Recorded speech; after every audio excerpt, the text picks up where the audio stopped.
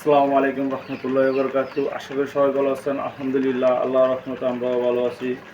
যারা যারা আমাদের খামারে প্রতিনিয়ত ভিডিও দেখেন, অনেক ভাই আমার কমেন্ট বক্সে কমেন্ট করে বলে দিতেছেন, ভাই কোয়েল পাখির কীভাবে ডিমের কালেকশন কীভাবে বাড়াতে হবে।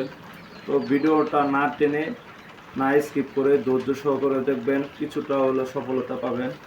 তো অনেক খামারি ভাই ও বোনেরা যারা নতুন করে খামার শুরু করেছেন, তা দিন দিন পুরুষ পাখি যদি 5টা থাকে বা মহিলা পাখি 10 থেকে 15টা পাখি থাকে, তো সেই ক্ষেত্রে আমাদের খামারীয় ভাই বোনেরা সর্বনিম্ন 2 থেকে 3টা বা 5টা ডিম সংগ্রহ করে। তো 15টা মহিলার থেকে 5টা থেকে 6টা ডিম সংগ্রহ করে। সেক্ষেত্রে আমাদের ফুল প্রোডাকশন আইতেছে না, যে কোনো একটা ঘাটতি আছে খাবারের।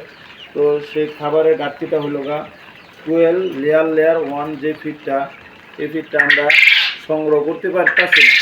তো সেই ক্ষেত্রে আমরা কিভাবে সংগ্রহ করব, যাতে বড় বড় বাজারে টাউনে বড় বড় মুদির দোকান, এই দোকানে আমাদের যদি গিয়ে আমরা যদি বলি 12 লেয়ার ফিড 1, তো আমরা এটা সংগ্রহ করতে পারবো।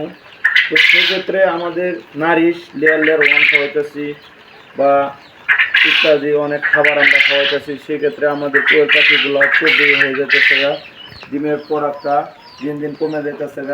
তো আমরা যে ডিমের প্রোডাক্টটা আমরা ফুল প্রোডাকশনটা পাইতেছি না। তো সবাই চেষ্টা করবেন কোয়েল পাখির লেয়ার 1 যে ফিডটা, এই ফিডটা খাওয়াতে। তো বাকিটা আল্লাহ তাআলার হাতে। তো আমাদের নসিবে যদি থাকে, তো ইনশাল্লাহ আমাদের ফুল প্রোডাক্ট চলে আসবে। তো পাশাপাশি দেখতে পাচ্ছেন আমাদের যে ডিমগুলো কোয়েল পাখির একদম হোয়াইট যে ডিমগুলো আছেন, পাশাপাশি দেখতে পাচ্ছেন আমাদের 2 রকমের ডিম পারে। তো সেক্ষেত্রে এটা হলো ক্যালসিয়ামের ঘাটতির কারণে আমাদের 2 রকমের ডিমটা পারে। তো সবাই ঘাবড়িয়ে যাবেন না, এটাও ডিম সমস্যা নেই, ক্যালসিয়ামের একটু ঘাটতির কারণে আপনার বাদামি কালার ডিমটা পারতেছে। তো সেই ক্ষেত্রে এটা আমরা না চিন্তা না করে আমরা খামারটা কীভাবে আমরা চালিয়ে যেতে হবো, পরিকল্পনা কি, সেই পরিকল্পনা অনুযায়ী আমরা কাজ করব। তো সবাই ভালো থাকবেন, সুস্থ থাকবেন। আসসালামু আলাইকুম রহমতুল্লাহি ওয়া বারাকাতুহু।